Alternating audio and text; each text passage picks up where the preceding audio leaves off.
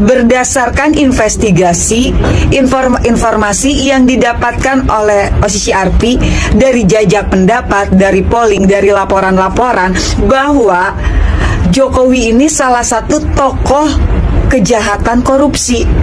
Jangan diperdebatkan. Kenapa? Karena ada bagian dari bangsa ini, entah itu partai, entah itu perorangan yang sakit hati, dia kasih data-data palsu.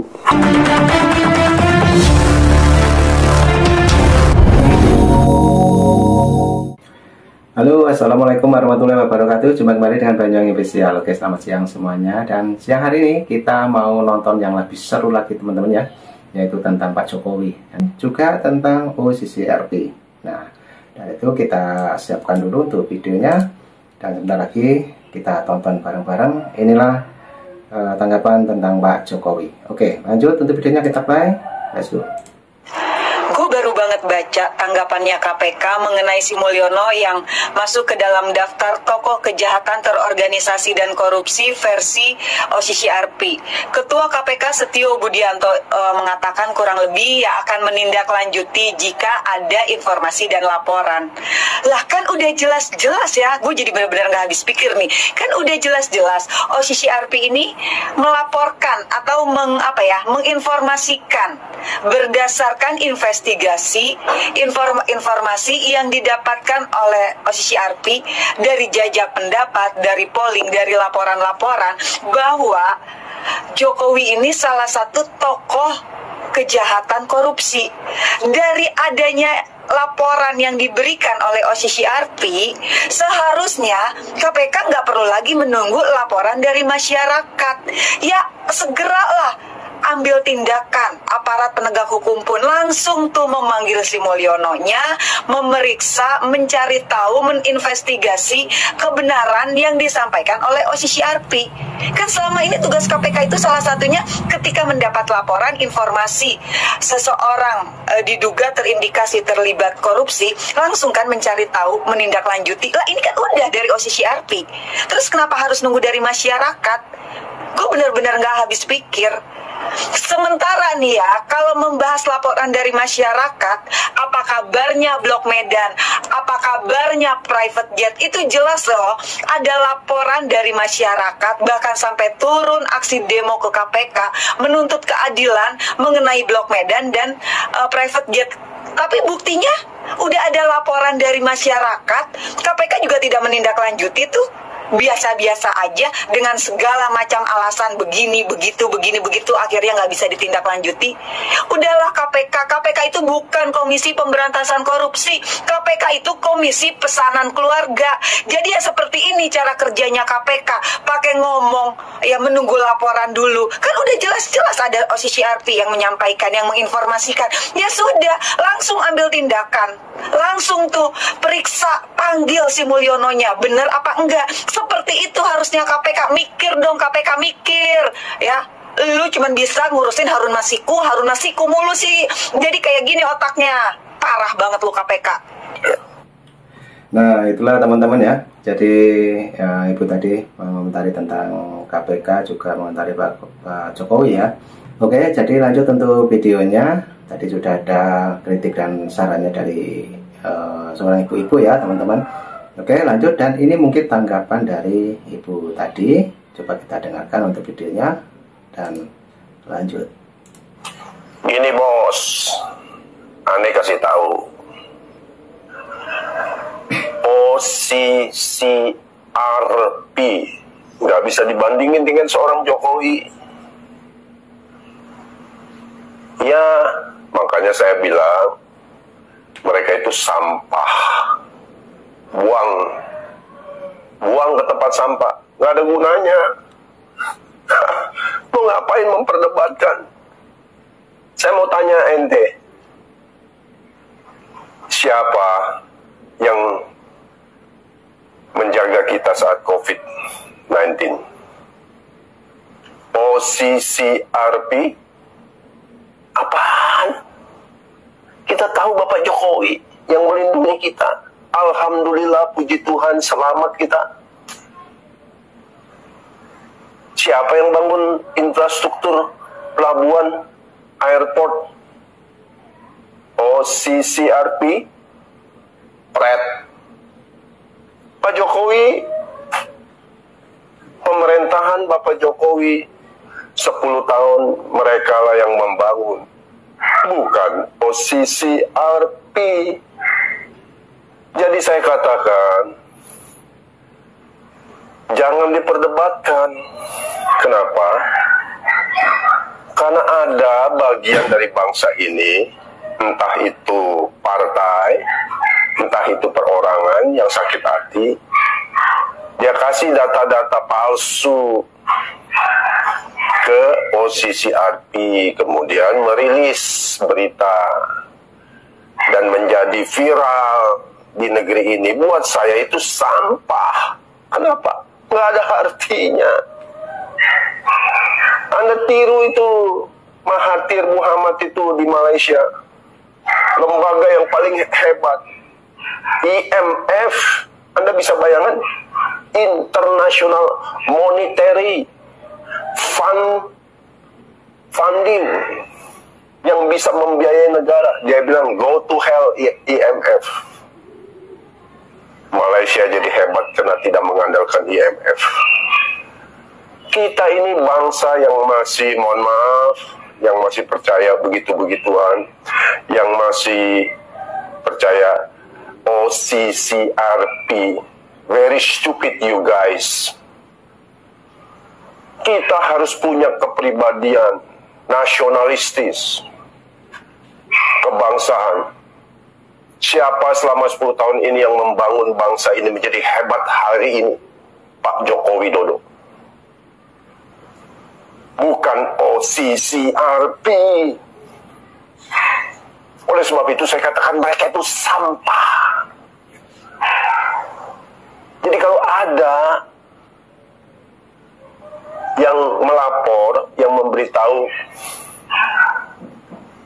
bahwa bapakmu itu korupsi, siapa yang kasih tahu bapakmu korupsi? Itu loh, ada bule tadi liwat, dia lihat bicara sama tetanggamu. Masa kamu percaya? Lah yang kasih kamu tinggal di rumah sampai hari ini siapa? Bapakmu. Yang kasih kamu makan siapa? Bapakmu. Yang sekolahin kamu siapa? Bapakmu. Yang beliin kamu motor siapa? Bapakmu. Masa kamu nggak percaya? Masa kamu lebih percaya sama orang bule itu yang barusan liwat ketimbang bapakmu yang kasih kamu fasilitas? Disitulah kita berpikir sebagai anak bangsa yang cerdas. Makanya saya memotivasi masyarakat jangan terombang-ambing. Hari ini kita lihat banyak yang galau karena sebentar banyak yang ditangkap. Ada nenek-nenek lagi sakit hati sama kelompoknya, lagi cari jalan bagaimana nama Bapak Joko Widodo ini supaya jatuh, jangan terlalu moncor menjadi legenda hidup bagi bangsa ini. Ada orang lagi sakit hati sedang mau mencemarkan nama baik Bapak Joko Widodo. Masa kita kagak ngerti? Masa kita kagak paham? Saya makan nasi, Anda kan makan nasi. Saya makan ikan, kan Anda makan ikan. Kita lihat dengan fakta. Anda pergi ke sana di provinsi-provinsi, Anda tanya masyarakat, kenal OCCRP? Enggak. Kenal Bapak Joko Widodo? Iya, kenal. Karena provinsi kami dia yang bangun. Hanya orang-orang yang, maaf ngomong, pinter keblinger aja yang di kota-kota. Oh bos, hati-hati bos, itu lembaga kredibel, bukan kaleng-kaleng. Saya bilang itu kaleng kerupuk, sudah saya buang tuh. Sampah. Kita harus punya kepribadian bangsa Indonesia. Tidak bisa satupun orang asing yang mencoba mengulik-ngulik bangsa kita.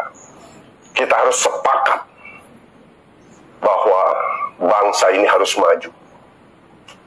Ya, apa karena dijajah kelamaan oleh Belanda sampai 350 tahun. Jadi otak kita jadi bodoh, diadu domba terus. Hari ini masyarakat harus pintar. Kita fokus pada pembangunan masa depan bangsa ini yang sekarang sedang dipersiapkan oleh Prabowo Gibran. Ya, segala isu negatif segala macam sudah. Hari ini kita mau bekerja. Sama saya juga. Saya sedang mempersiapkan masa depan buat anak cucu saya. Ya, saya membangun kesehatan saya tiap hari. Saya melihat masa depan.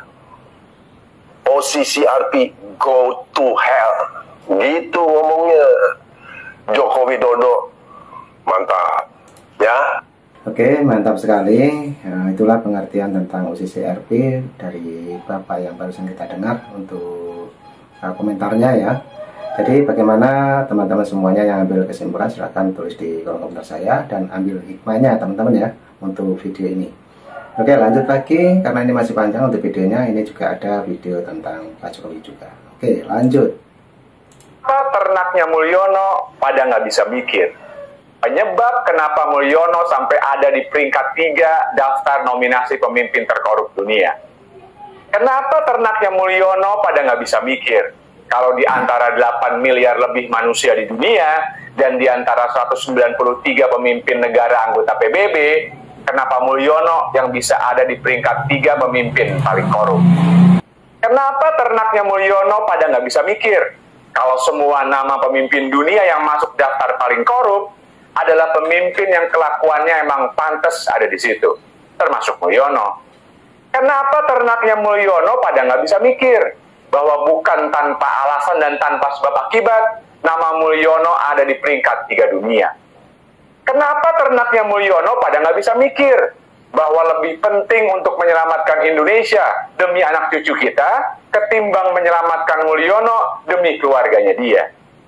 Kenapa ternaknya Mulyono pada nggak bisa mikir kalau mereka itu semuanya cuma dimanfaatin doang? Jadi kenapa ternaknya Mulyono pada nggak bisa mikir? Karena ternak emang nggak bisa mikir. Karena yang namanya ternak, asal dikasih makan, disuruh ngapain juga pasti ngikut. Karena ternak, kerjaannya bukan mikir, tapi nurutin pikiran majikannya. Dan kenapa gue ngomong kayak gini? Karena gue bukan ternak Mulyono.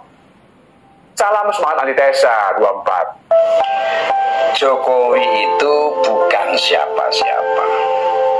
Saya sebenarnya sepakat dengan para haters yang bilang bahwa Jokowi itu bukan siapa-siapa. Dan seperti hanya saya, banyak orang baik lainnya yang sampai saat ini masih sejalan dengan pikiran beliau sepakat bahwa Jokowi itu bukan siapa-siapa. Jokowi itu manusia biasa, bukan dewa, bukan orang sakti, bukan wali, atau manusia yang menyandang predikat hebat lainnya. Jokowi hanyalah manusia lumrah, manusia biasa, manusia yang baik, manusia yang manut dan menyerahkan hidupnya kepada Tuhan. Kalau Tuhan yang menyuruh, apa saja dilakukannya. Hidup susah, dijalani. Disuruh sekolah cari ilmu, dijalani. Disuruh melayani orang banyak jadi wali kota, gubernur dan bahkan presiden, dijalani. Diberi rezeki berapapun, disyukuri. Kalau Jokowi bilang dia bukan bonekanya Megawati, itu benar. Kalau Jokowi bilang dia bukan petugas partai, itu juga betul. Karena memang Jokowi bukan boneka Megawati, tapi bonekanya Tuhan. Jokowi juga bukan petugas partai karena dia petugas Tuhan. Karena itulah dia dimusuhi. Siapa yang memusuhi? Ya manusia yang ingin dia tunduk jadi bonekanya. Ya manusia yang mau dia jadi petugas partainya. Maka ketika Jokowi tetap taat jadi boneka Tuhan dan jadi petugas Tuhan, tidak ada pilihan dan reaksi yang lebih kuat dan sensasional selain memecat Jokowi dari partai. Terus apa reaksi Jokowi dipecat dari partai? Ya biasa saja. Jokowi marah? Ya enggak lah. Jokowi mau balas dendam? Ya enggak bakal lah. Marah dan balas dendam sama manusia atau sama organisasi itu untungnya apa? Wong yang nyuruh dia jadi wali kota, jadi gubernur, jadi presiden itu Tuhan kok. Tapi kan diusung sama partai. Lah itu kan caranya Tuhan. Cara Tuhan itu kan nggak bisa ditebak, nggak bisa kita dikte. Kan ada contohnya yang masih fresh. Ada orang miskin, ada orang susah, dimaki-maki langsung jadi kaya mendadak. Cara Tuhan itu unik, bos. Cara Tuhan itu menyala, abangku. Jadi kalau dibilang Jokowi itu bukan siapa-siapa, itu 100% benar. Tapi kenapa orang seperti Bambang Pacul atau Pak Yusuf Wanandi berani bilang siapapun yang lawan Jokowi bakal kalah? Atau kalau bahasanya Pak Yusuf Wanandi itu modar. Ya karena Jokowi nggak kerja sendiri. Dia itu jongosnya Tuhan yang setia. Saya pakai kata jongos untuk menyenangkan para haters ya. Haters itu happy kalau Jokowi dibully soalnya. Kalau Jokowi bukan bonekanya Tuhan, mana bisa dia selamat sampai hari ini.